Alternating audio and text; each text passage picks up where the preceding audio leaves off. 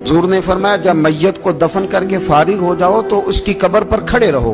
खुद हुजूर भी कब्र पर खड़े रहते दफन करने के बाद और फरमाते इसके साबित कदम रहने की दुआ करो, इसलिए कि अब इससे सवालों जवाब होंगे, अब फरिश्ते इसकी कब्र में आएंगे, अब इससे पूछेंगे, अब इसके साथ वो इम्तिहान होगा, तो इसके लिए दुआ करो, कब्र पे खड़े होके दुआ मांगो।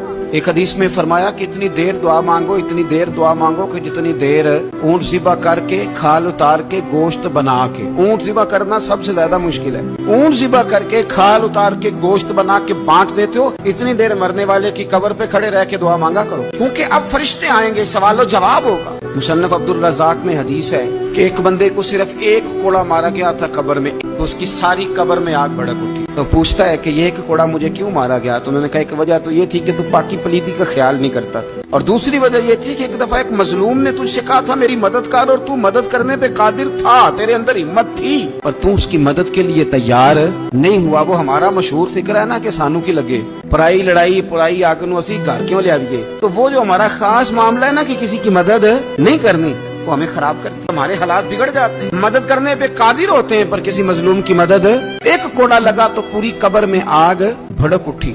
अज़ाब कब्र से अल्लाह की पनाह मांगी जाए, डरा जाए और आखिरत के लिए कब्र के लिए तैयार। कुरान मजीद ने कहा वैज़ल कुबूर बुसिरत, जब कब्रें कुरेदी जाएंगी ना, अलिमत नफ्सुम मा क़द्दमत व अख़रत, फिर हर जान जान लेगी कि उसने आगे क्या भेजा और पीछे क्या छोड़ा। मेरे अजीज, अपनी कब्र के लिए अपनी आखिरत के लिए फिक्र करें, तैयारी करें।